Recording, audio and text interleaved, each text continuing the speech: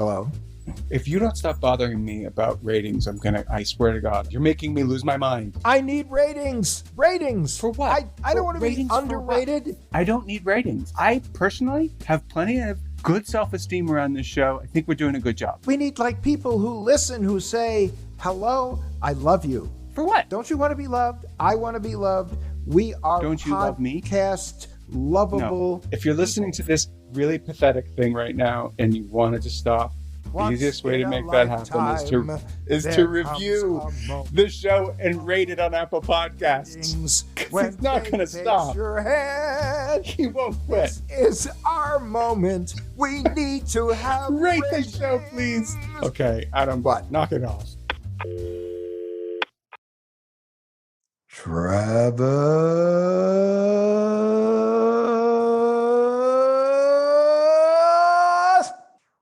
Yes. Yeah. I am overwhelmed by the excitement level that my compatriots are demonstrating today. But for all our listeners, we are suffering from a common problem. Yes. It's called allergies.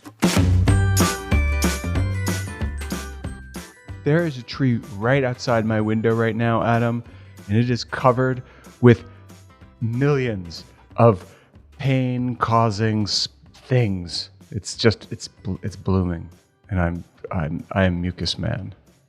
And I'm allergic guy. And Adam, would you have an allergy? You don't have allergies out in the desert. Of course I do. You know, in the old days, it would be like, come to the desert, your sinuses will thank you. And then they planted stuff. Oh. And it blooms. And when it blooms, I die. I got you. I thought you were only allergic to like scorpions and other creepy crawlies. I'm allergic to that. I'm allergic to waking up in the morning. I have a list of things that I'm allergic to. But when I think about how we are impacted by allergies, they are sort of a nasal denial of service attack. You feel like that? Pretty much. I think every morning when I have to use the windshield wipers to clean the pollen off my car, I know I'm going to have a rough day. Well, but that's so devious. The trees are actually like they're ganging up on us, and they're figuring out how to say like no air for you. So Travis, you know what else I'm allergic to? Phishing emails. Same. Yeah, I think the thing I've been hearing about and reading about that's going around of late is something that tends to happen around the same time as allergies, actually, being from tax season. Yeah, I get an allergic response to taxes. I'm sure you guys do as well. He's not talking about that, though. Right. So you're talking about people who are reaching out and trying to get people to do something dumb so they can scam them? Yeah, apparently there are a lot of emails that are getting sent out claiming to be sent on the part of the IRS. That really isn't anything that new as such. It's just something saying like, please open this document. The document will be called something like W9 or W2.pdf. The scary thing here is that a lot of these emails that are going around this tax season, and this allergy season for that matter, are reportedly coming from the Emotet botnet, or spreading the Emotet malware. The sophisticated malware virus known as Emotet, wreaking havoc on the internet for years now. It used to be called the most dangerous malware in the world, or the most dangerous botnet, because it was such an effective banking Trojan a few years ago. One of the most dangerous global... There's a huge effort on the part of law enforcement and the cybersecurity community to shut down the Emotet botnet. And then a few months later, Conti figured out a way to bring it back. And so Conti, being the infamous Russian ransomware gang, is just sort of presenting us with a malware turducken, because it's it's a super dangerous form of malware that can spread. It's coming on the heels of IRS phishing email season, and one of the groups behind it, or at least the primary group that they're finding behind it right now, is one of the most infamous ransomware gangs in the world. I was interested this week, Adam, in a new twist on the phishing game, which is, a lot of companies are getting better at educating their employees about how to avoid phishing emails. But so some criminals have taken, threat actors, I should say, have taken to using contact forms on websites to send an email. So when I'll be like, hey, Adam, or not even, hey, Adam, to whom this may concern, I'm interested in buying one of your giant AC units. I want to learn more. They send something back. As the threat actor, I send them a response to what they send me and say, well, this is actually what I'm looking for with an attachment. Boom, I win. That wasn't you, Bo, that did that for me when you sent me something? What do you know about this, Travi? Well, one of the reasons why it's so effective is that if you see a contact form on a website, you know it's going to someone. And for contact forms on websites, a lot of the time, especially if it's offering some sort of customer service or tech support, they will also allow attachments. And don't a lot of people think that contact forms are just safer than providing an email? Yeah, that's kind of the irony, is just because people by and large stopped or at least phased out putting an email address on a website because there were so many hacking groups out there that would just comb websites for contact emails. They say like a contact form is technically supposed to be giving you a little, one more barrier between that and access. But what that also means is you know for a fact that this is going to an email address, at least one email address within an organization.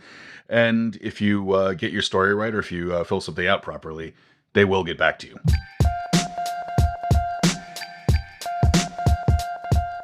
That's one way to get an attachment to somebody, but there is a much more devious way to get an attachment opened on a computer at work. And Adam pointed this out earlier to me, which is March Madness.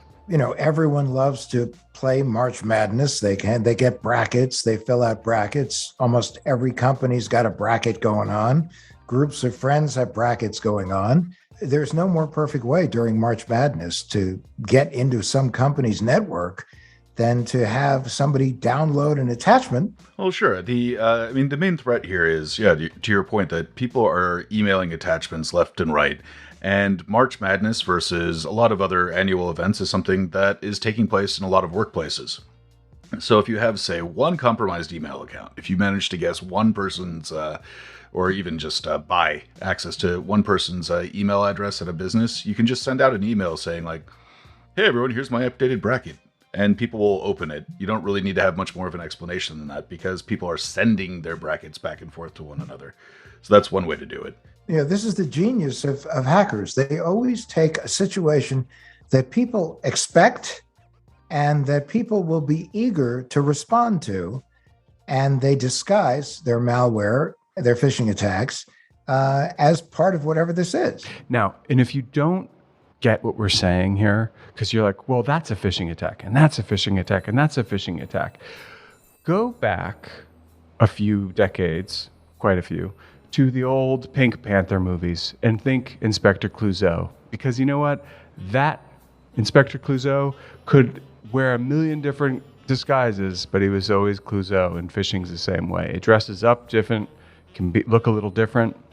That's the trick. People are constantly finding new ways to disguise it.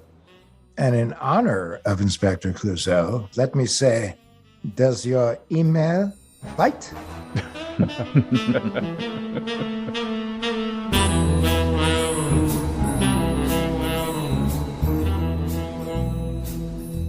There are companies that have intellectual property that aren't huge, especially in the biotech business. Right. So you'll have one scientist will start a company to sell one drug that they're developing, and there's literally 10 employees there. So when you go through that contact form, you are hitting somebody who's connected to somebody who can get you what you want, especially if you are a state-sponsored threat actor. As we know, there are some countries out there that will go unnamed that prefer to steal stuff rather than develop it. Mm-hmm. No. Really? Well, I heard that there was a country somewhere about the size of Russia, but not Russia, maybe a lot bigger than Russia population-wise. Does it have an initial that might be somewhere between a B and F? A B and an F. No. The first initial. I'm bad at math and I'm bad at logic questions, but yes, it does. I take it back. Okay, so now here's a question, and this is for all of our listeners. What is the one letter that does not exist in the name of any state of the United States? It's not Z. Nope. Well, this is one of those things where it would take, it's going to take a long time. So if anyone is listening to this show right now, because I know that you are dying to write a review, and this is a chance where you can not only write a review, but spread knowledge and wisdom. So in your review, give us 5 stars and tell us the letter that does not appear in the name of any state in the United States. And if you're really impatient, because for me, instant gratification isn't fast enough, we'll give you the answer at the end of this episode.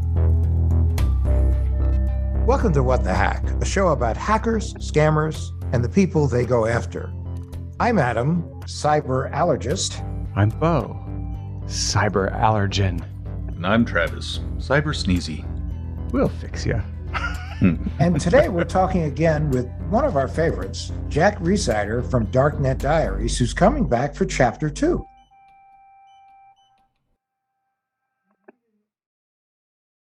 Bo, Travis, and I created What the Hack with Adam Levin to share stories and provide the tips and tools necessary to better protect you, your family, and the nest egg you work so hard to build in a world filled with scammers, phishers, and identity thieves who are working around the clock to take it away.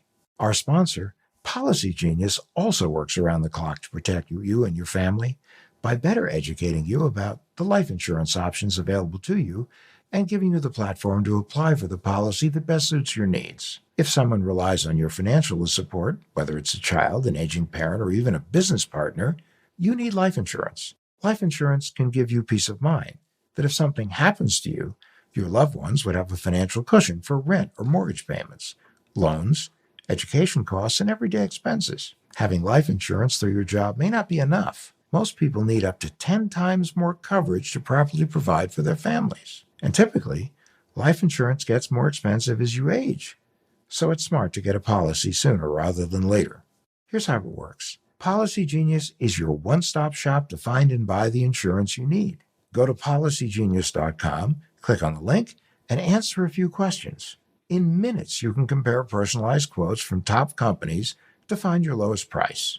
You could save 50% or more on life insurance by comparing quotes with Policy Genius. The team of licensed experts at Policy Genius will help you understand your options and apply for the policy you want. The Policy Genius team works for you, not the insurance companies. You can trust them to offer unbiased help and advocate for you at every step until you're covered. Head over to policygenius.com right now to get your free life insurance quotes and see how much you can save.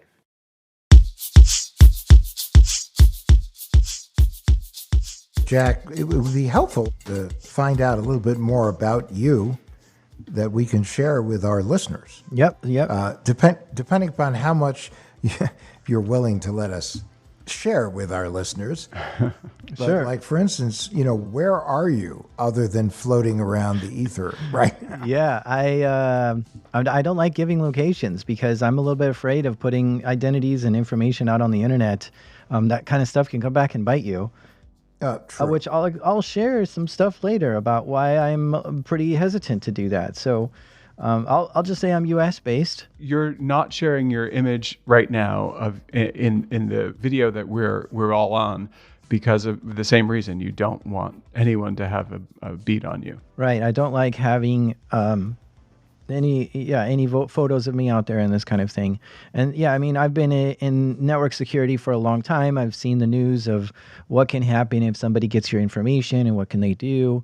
And, there's for a few years now, there seems to be a war on journalists and stuff like that. So I just kind of want to step back from that kind of heat and not be the low-hanging fruit that's easy for people to target. At least that if you want to target me, it's going to be a little bit difficult.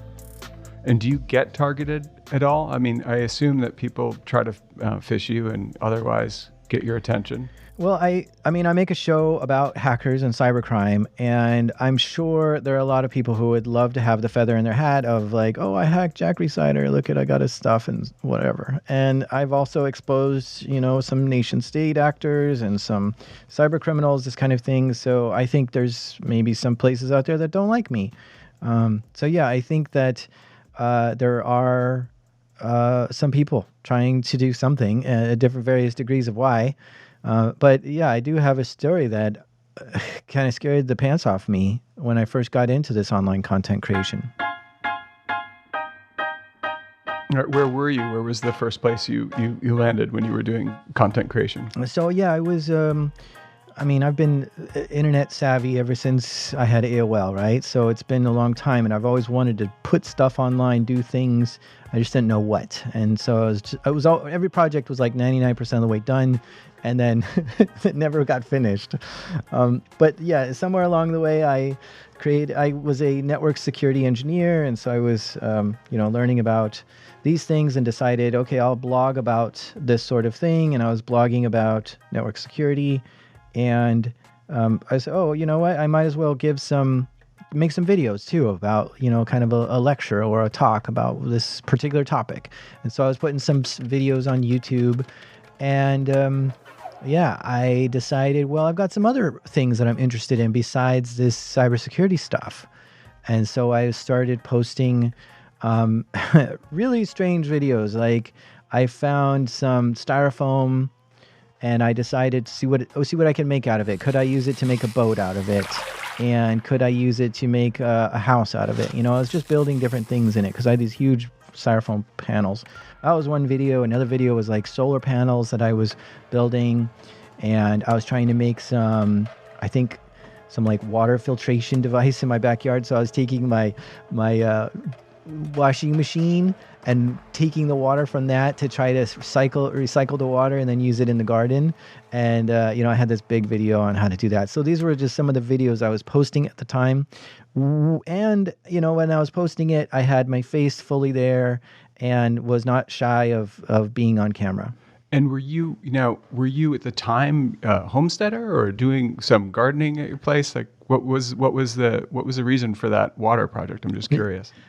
No, I wasn't quite a homesteader. I do like the idea of trying to be less reliant on the outside world. And so I was just playing around with different gardening things, but it wasn't enough to survive on. But your videos were not necessarily about InfoSec at the time or hackers. Yeah, it was a little mix, right? There was some talks that I would give, and then there was this kind of wild, just what are you doing on the weekend? Look at this project I did. Were you nervous to show your face back then, or you felt pretty secure? No, I think I wanted to create like a brand of me, of like, I am this content creator, I'm this blogger, here I am, I'll give talks at conferences and stuff. So I kind of wanted my face and my name to get out there. So I thought it was okay to do.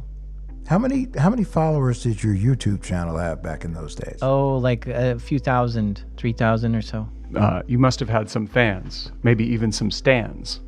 It was more like I had a video that I think it was an electronics project about XBs, and I decided to put that out, and that did create quite the traction. A lot of people picked it up, so 100,000 views from this, and people were like, oh, I'll subscribe and stuff. So yeah, I mean, there were fans, but I don't think anybody was a fan of all the videos, right? They were a fan of some of the videos.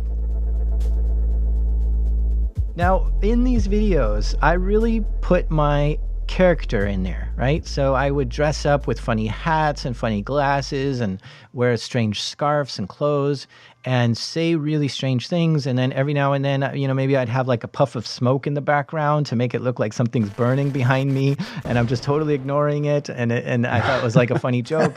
Can you give an example of a strange thing you would say? It was just funny things in the background, props. I had very strange glasses on, very strange hats. I would sometimes just sit on the roof and talk in the camera, like it was just, it was really strange, but I never acknowledged any of the strangeness. I went straight for, okay, look, when we're dealing with solar panels, we got to deal with ohms and amps, and let's do the math here. And I was very serious about the calculations I was doing on a lot of the stuff. And so it was kind of funny to have the visuals be very odd, but then the content be very serious. And it was accurate. You knew what you were talking about. Yeah.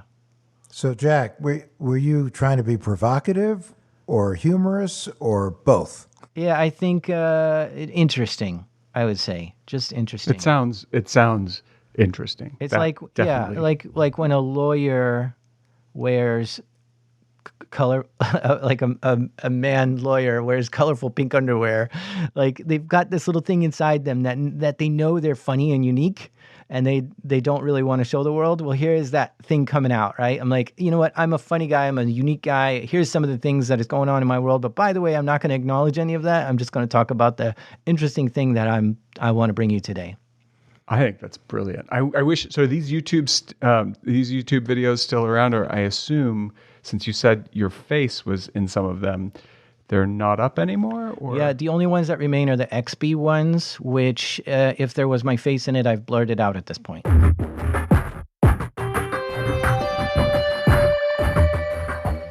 How long ago was this, Jack? 6 years ago. How vulnerable were you when you were doing that to OSINT, to open source intelligence type work, if someone was trying to figure stuff out about you? Yeah, I was still doing network security, so I kind of knew the dangers, right? So I wasn't giving my street address. I wasn't trying to, give much more information than I needed. I wasn't forthcoming with private information, if that's what you're asking.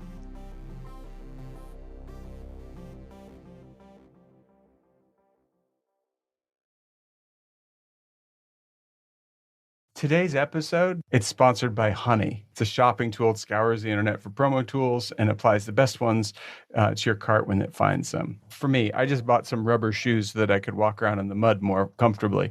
And I went to a site and they asked me if I had a promo code, and I did. But it was because I wrote it down and I had to type it out. Well, Honey does all that work for you. It even finds it. So has Honey saved you money? Honey? Yeah, Honey saves you money. That's the thing. They support over 30,000 stores online. Travis, how does this stuff work? Is it really invasive or is it pretty chill on the privacy front? On the privacy front, they're great. Their privacy policy says just outright that they will never collect and sell your data, which is great to have it be listed that in such basic and simple terms. But their revenue model does not depend on collecting your data like a lot of other services do. So their bona fides for privacy are great. Honey has found its over 17 million members, over $2 billion in savings. If you don't have Honey already, you could be really missing out. It's literally free. It installs in a few seconds. And by getting it, you'll be doing yourself a solid and supporting our podcast. Get Honey for free at joinhoney.com/WTH. That's joinhoney.com/WTH. Jack, when you were making these videos, were you tracking stats like how many viewers, what your growth was? Were you really trying to grow an audience? Mm-hmm. Yeah, I wanted to. Because, the real question here, and somebody with your background would absolutely know this cold, but how do you balance being a public figure with being safe and secure? Yeah, I think you want to use your name as least amount as possible, right? So use a fake name if you can. Don't provide details such as your location, your age, your interest, your family status, who you're related to, who your friends are even, because, people can target them to try to get to you and stuff like that. So yeah, you just kind of want to really pull back on all the possible things and just talk about very common things like the weather online if you're on social media and stuff, right?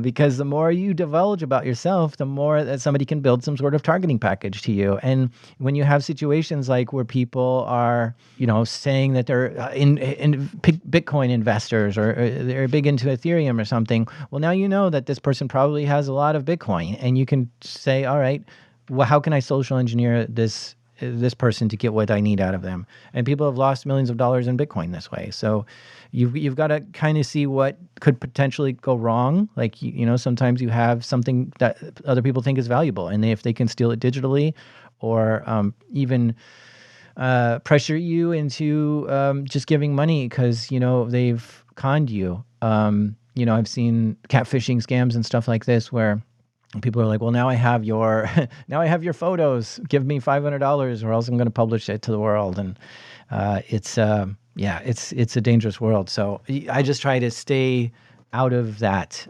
light and just have like a professional persona that I put out there instead, which doesn't always match my real persona.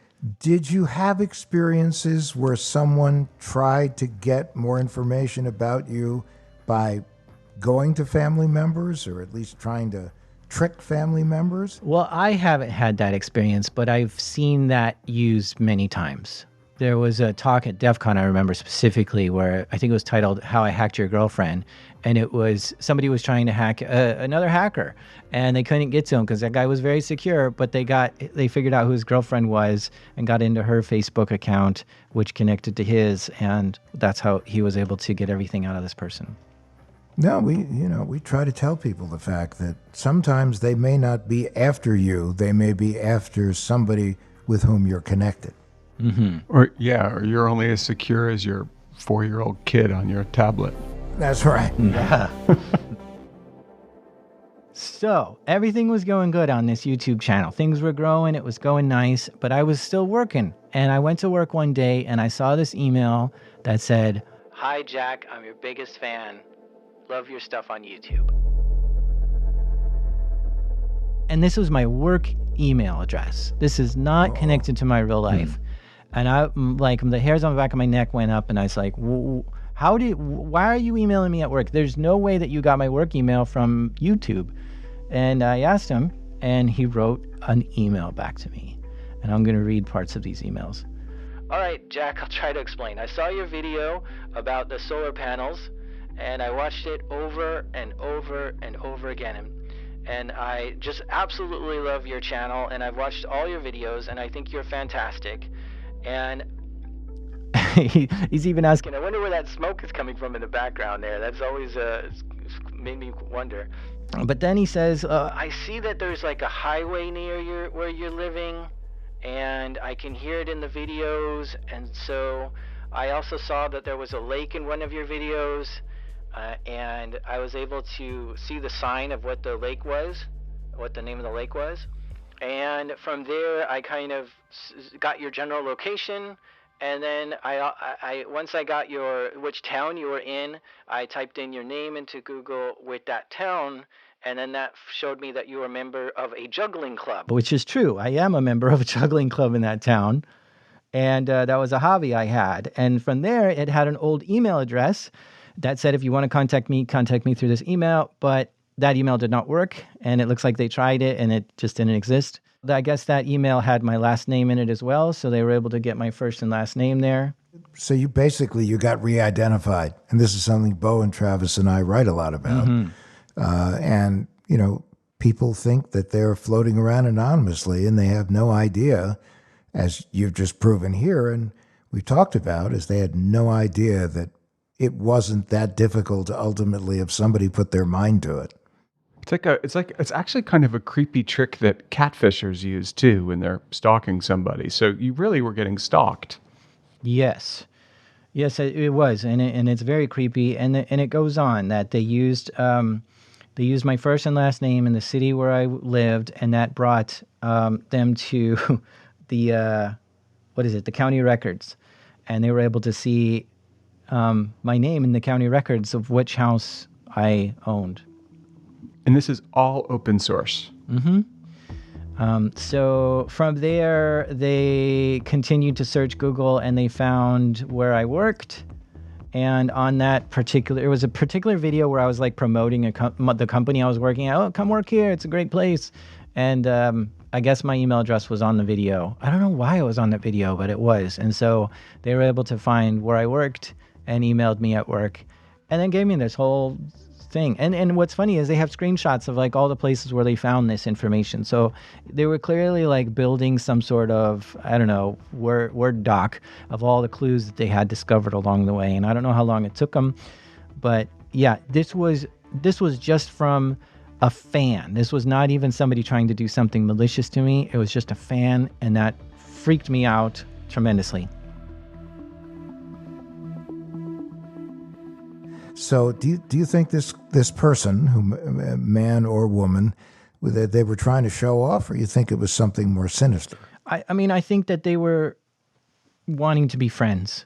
And I think they were lonely and just said, "Oh, I really connect with this guy." And he was from Germany, and he showed me his solar panels because we both had solar panels on our roof.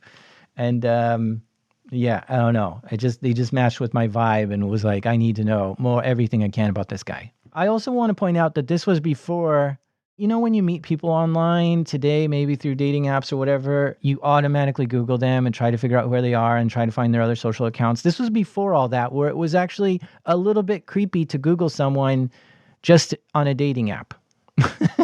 Right? So I was like, I don't know. I think that's, and do you remember those days where it was like, yeah, I think it's kind of weird to Google someone's name when you meet them? It was considered completely wrong to Google people for that, before the advent of those apps. It was creepy to do. Creepy. Did you ever express any discomfort with this person, or?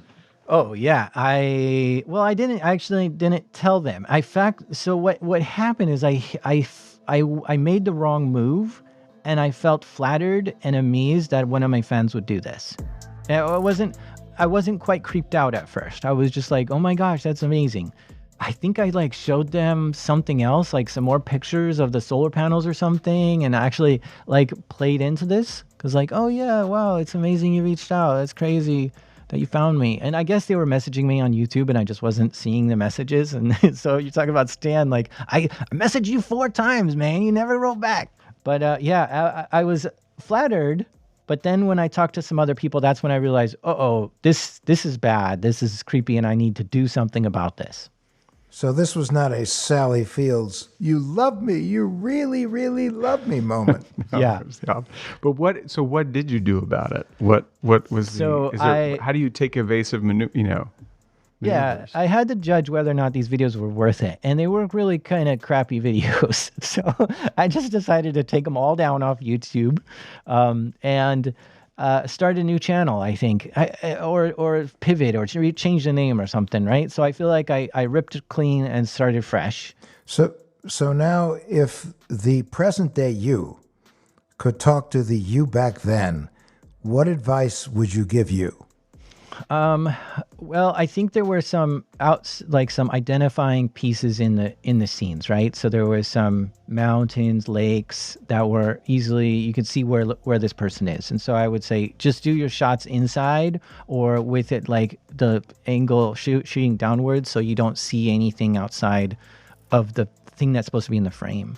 That's number 1. Number 2, I wish I had a different name, a fake name that I was using. And so that would have been a better idea, and just divulging less, just keep it more distant. Also, have a whole different persona with a different email address as well, so that if somebody decides to attack that person, that email address, whatever the case is, they get that persona and not where my bank is and all this other stuff as well.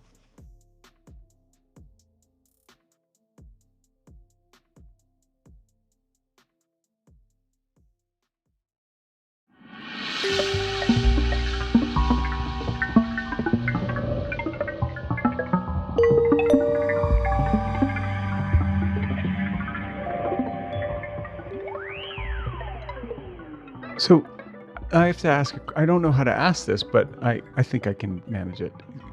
Anonymity and having a really popular podcast don't seem to go hand in glove. And I don't think of you as anonymous. I think of you actually, since I've listened to hundreds of your episodes, as my best friend. Now, I'm definitely not a stan. So I'm not going to, engage in trying to find you. But I wonder, when I think of Darknet Diaries and you, Jack, I think, I know that guy. I mean, I know how he thinks. I love the way he puts together a story, yada, yada, yada. But now that I think of it, you are basically anonymous. How do you do that? Do you do public speaking engagements? I mean, do you just absolutely stay out of public? So there's a few people that I look to for advice in this situation. If you look at the lockpicking lawyer, for example, this guy is being made famous for showing us how to pick lock on YouTube. However, he only shows his hands, and he only calls himself the lockpicking lawyer. He's giving talks around the nation. He's giving keynote speeches in front of large crowds. But he's doing it in such a way that he's saying, please don't take photographs, and they're actually making the stage manager only have lights on the background of the stage so that you only see a silhouette of him from the audience. And so he's doing things like that. You've got podcasters such as Case File, which is a completely anonymous podcast. The host has never revealed his name. And so he's still able to make a very successful, it's one of the biggest shows out there. So maybe in the top 200, but it's one of those things that's, he was able to go from absolutely nobody up to complete stardom. And then there's people like Michael Bazell, who creates a podcast. I don't remember what it's called, the Privacy and OSINT Show or something like that. But he creates a book called Extreme Privacy. So he talks about how to stay anonymous online, stay hidden online, stay out of, reach of people. And he gives talks as well on stage in front of people. And so I ask him, how do you do this? And he says, I make sure that the conference understands 100% that no photography is allowed, and we're going to, get the stage set up in a certain way that it's going to be difficult for them to photograph me. And so, you can still be these big people online as creators today, and even give talks in person and meet people, and still can preserve your anonymity. And these are my heroes, right? These are the people that I'm just like, this is great. We're not completely lost at being private online. There are ways that we can still be someone popular, and still people know us in person and still not really know who we are, which is kind of another strange thing, because then when you go to your dentist and your dentist asks you, what do you do? Oh man, you actually know my real name. I'm not going to tell you what I really do and stuff like that. So it's a bit trickier. Well, privacy is definitely a bit of a hot button topic these days. And I think one thing that I'd have to wonder, given how much you clearly value your privacy, is what recommendations do you have for keeping private online? Do you use any specific like browsers or plugins or anything like that? Or? Yeah, I use a bunch of tools. So I'm just going to rapid fire list some stuff here. I'm not really sure what's the biggest bang for the buck. But I like to, use a firewall to block as much traffic as I can just at the perimeter. I like to use DNS filters, such as DNS filter or the Pi hole, Raspberry Pi thing. So now we're blocking a lot of just DNS requests that we don't need, right? So that's trackers, that's advertisers. I like to use a host space firewall as well, such as Little Snitch, that just says, do you want your computer to connect to Adobe right now? Well, I don't have any Adobe products open, so no, you're not getting an Adobe connection, right? So that blocks a lot of traffic as well. And so just there, I've already blocked, 50% of the stuff that's coming in and out of my computer. On top of that, I like to use, privacy-centric email providers, such as Proton Mail, Gorilla Mail, 10-Minute Mail, things that you can just spin up and put down or whatever. Like some of them are throwaway accounts. Some are absolutely encrypted beyond the long arm of the law kind of reach kind of thing. So then there are, being safe as far as like using a very complex different password on every website you go to. And I'm graduated beyond that, and I'm using different email addresses. I've got over a dozen email addresses that I use for different things, because if somebody gets into my main email account and that's connected to all of my social medias and Facebook, banks, crypto accounts, everything, that's my entire life, right? So I want to segment that and compartmentalize that. This email is just for my crypto stuff, right?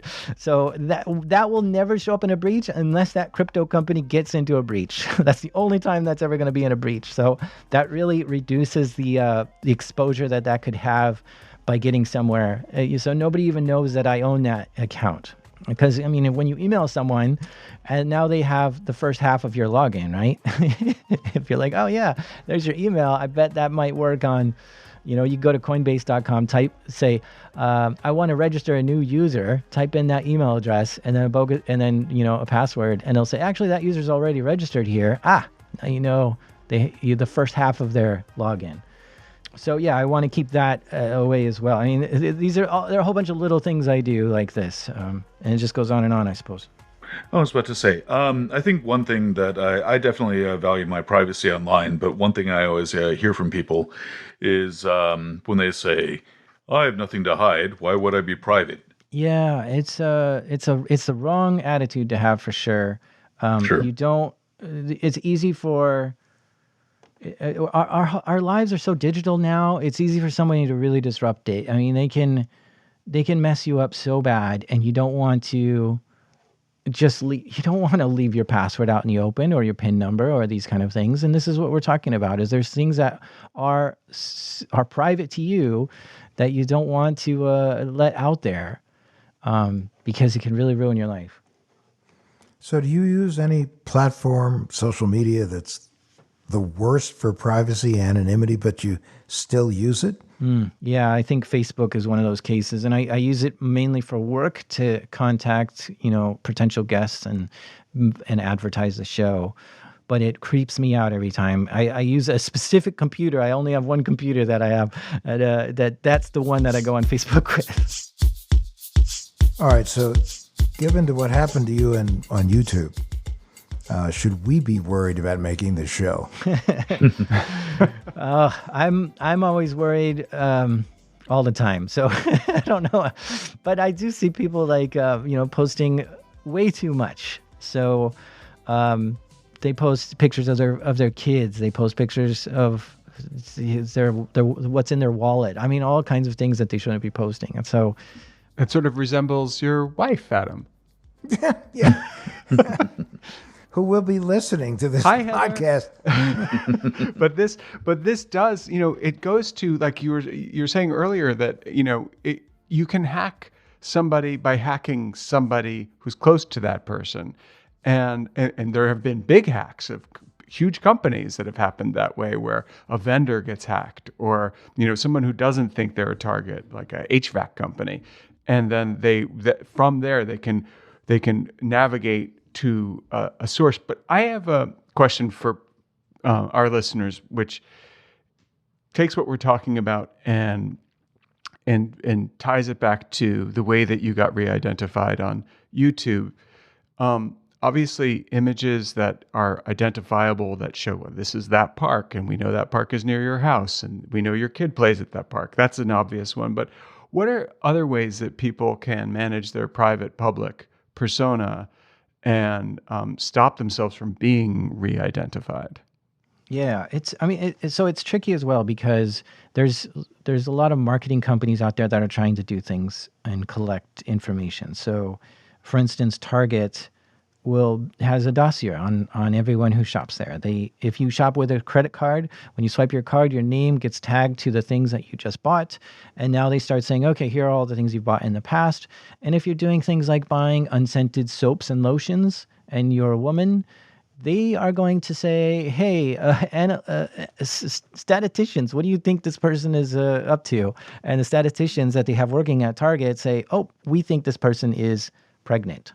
So let's give them some coupons for baby items, right? And so there's a database that says whether or not you're pregnant or is suspected to be it's pregnant. Why people think that they're being listened to on their phones, when in fact everything they email and put out there and buy on their credit cards is getting caught in a gill net and added to a file. And then Facebook, of course, knows when you're about to you're about to be broken up with before you do. Wow. Well, that might be helpful for you if they tell you. You can at least find an apartment. Yeah. That's right. Tell me like 3 years before, so I know if it's even worth my time. Yeah, I mean, so this is kind of the thing that I get, like, okay, let's do all this work to not post anything and keep our privacy private. But then it really doesn't matter at the end of the day, because there's all these marketing companies that are just doing everything they can to drudge up this information on you through other things.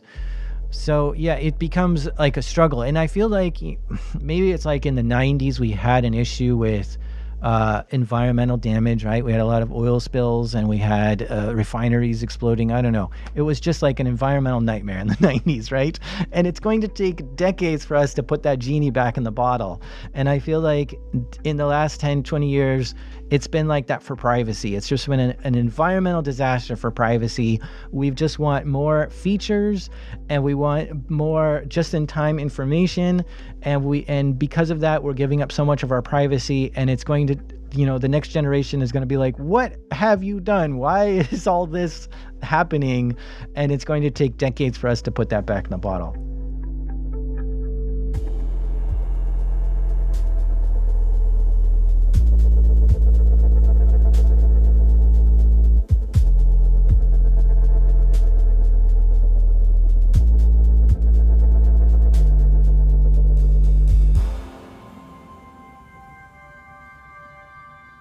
Well, that was amazing to listen to, all of it. But I have to say the Target stuff really freaked me out, Adam. Really, really freaked me out because, a lot of people think they're like, oh, my phone is listening to me. And there are apps where that's true. But more often than not, it's just that you are a little too fast and easy with your information. And companies like Target are able to know that you're in the market for like whatever. The truth of the matter is, Bo, that people have a tendency to share so much information that it's so easy to kind of vacuum it up that someone doesn't have to listen to anybody in order to get that information. They just have to carefully watch what people do, what they buy, where they go, and certainly every minute these retailers. I mean, look, we live in a surveillance economy, right? 100%. And so, I'm curious because, nowadays I imagine a company like, and I'm now going to go down the rabbit hole for sure, but Travis, a company like Target with all this data, they must have like a Watson-like computer. And if you don't know what a Watson computer is, it's IBM's giant thing that can, figure anything out. It's a big computer. Does Target do that, or do they hire Watson to do that? Do you know?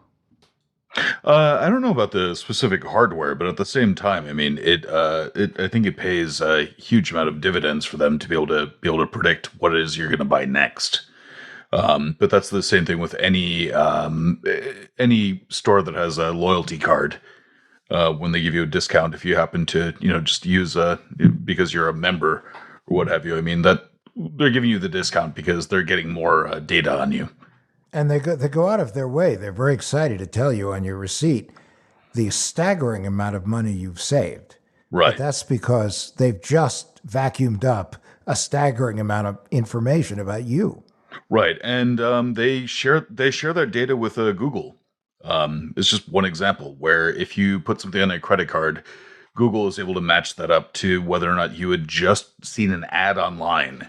Well, I mean, that is like the tip of the iceberg for OSINT, for open source intelligence, and you don't need to have access to the credit card companies to re-identify somebody. Sure, Google and Apple and the biggies out there, Facebook, they can re-identify you any day of the week, and they have access to credit card information because they buy it, But you have to be careful when you're doing something that seems like it shouldn't be re-identifiable. The fact is, everything we do is pretty damn re-identifiable if it's online.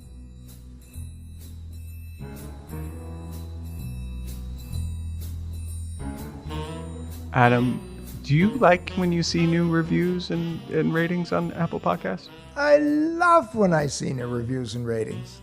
I noticed, Travis, you do too. You just sent us. You texted us 2 new ones the other day. Yeah, it brightens up my day in the way that I operate under a permanent little thundercloud that is a rare little bit of sunshine. So thank you.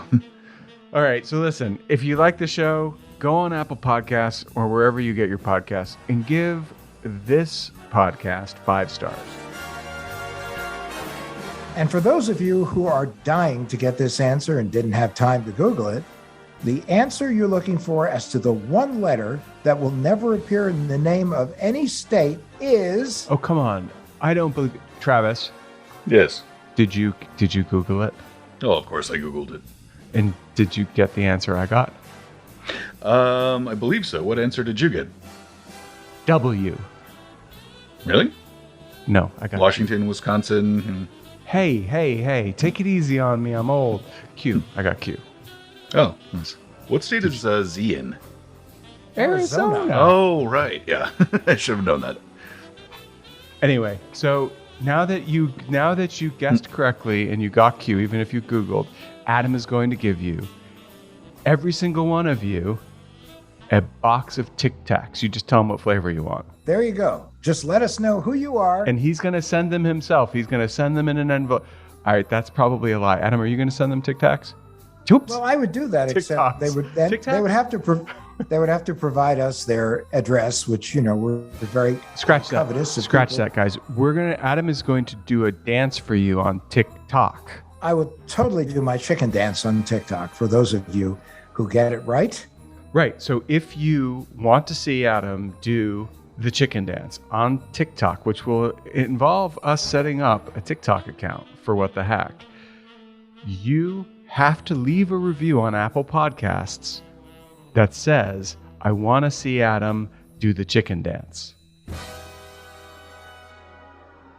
Can we see the chicken? Can you get up and show us the chicken dance real quick? Let's see it. Now you can't see.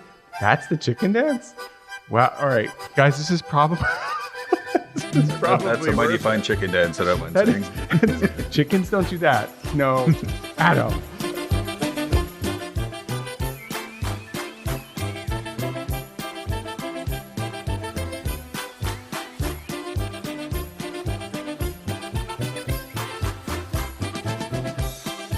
What the Hack with Adam Levin is a production of Loud Tree Media. It's produced by Andrew Stephen, the man with two first names. You can find us online at loudtreemedia.com and on Instagram, Twitter, and Facebook at Adam K. Levin.